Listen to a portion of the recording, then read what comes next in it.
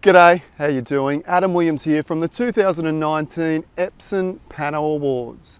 I'm here on the Great Ocean Road. I found a little out of the way spot to grab a few shots here. We've got an overcast sky. I absolutely love the drama of an overcast sky. Fingers crossed it doesn't rain.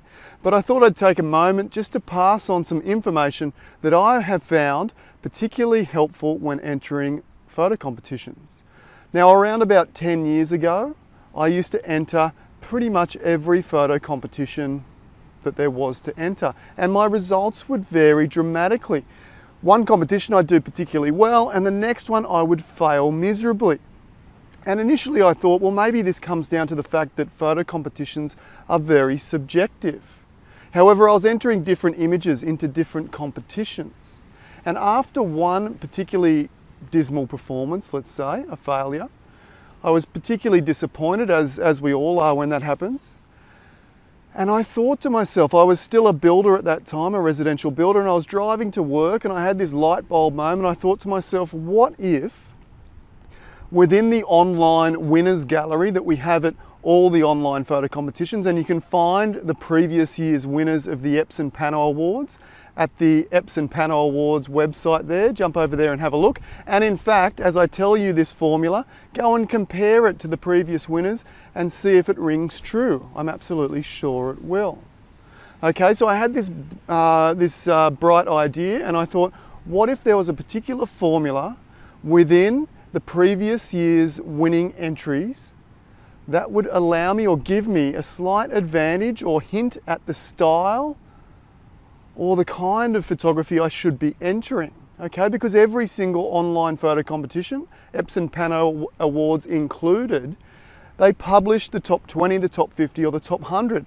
So I went home that afternoon and I got an Excel spreadsheet out, as you do, a bit of a strange lad, but I got an Excel spreadsheet out and I put across the top all these different, elements of photography, if you like. So simplicity, great light, black and white, strong contrast, high saturation, low saturation, all of these different ones. And I would flick through each image individually and look for and tick off each of those elements, okay? And what I discovered, if I had discovered some patterns that were 30%, 40%, maybe 50%, I would have been over the moon, but I discovered some patterns that were 70%, 80%, and 90%. And that particular formula was simplicity, was discovered, or I found it within 90% of the images that I went through from those previous year's winning galleries, from all sorts of online photo competitions. Simplicity was in 9 out of 10, 90%. I probably looked at 200 images, so let's say 180 of those images were simplistic in nature. And over the coming days, what I'm going to do is put together a few more videos and we'll break down these individual elements so you know exactly what I'm talking about. Now, what I will say is this is something that I discovered purely by myself. It's not something that the judges of the Epson Awards are basing their scores specifically on. It's certainly not something that Epson tell us to do. This is just coming directly from me, and it's something that I find very helpful, and you might too. As I said, go back and do your own research once you know the entire formula. So simplicity, 90%. Strong subject, okay, was 80%. So as I flicked to the next image in the gallery, if I could within a fraction of a second point to that photograph or point to something within that photograph and say that is definitely what the photo is of, I considered that to be strong subject, okay? So simplicity, strong subject, and of course, great light. Now, great light doesn't necessarily have to mean the great light in a traditional sense.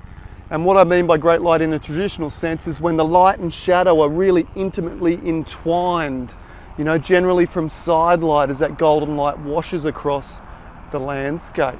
I also considered great light in this particular sense as being light that I thought was complementary to the story that the photographer was trying to tell. So if the photographer was out in a day like this and they were trying to tell, a story of stormy, gloomy conditions, I'd expect that to be the case. Do you know what I mean? So It doesn't necessarily have to mean great light, as long as great light helps to tell the story you're trying to tell. And I guess that would be the fourth element. What is the story you're trying to tell? Because the judges, well, I don't know.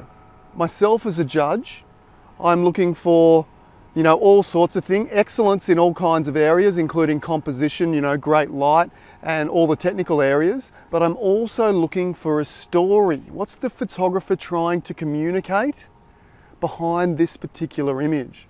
Okay, and that ties that back to the light. Is your light complementary to the story you're trying to tell? And as I said, the fourth element might well be, what is the story you're trying to tell? Because if you don't know the story yourself, then it becomes, I suppose, much more difficult or much more random that your audience or a judge is going to pick up and connect with the story that you're trying to communicate through your images. As I said, keep an eye out over the next few days as we share each individual element and we break those down, so you'll have an excellent idea of potentially how to improve your award scores through this particular formula of simplicity, strong subject and great light. Thanks again, and I look forward to seeing you next time. Bye for now.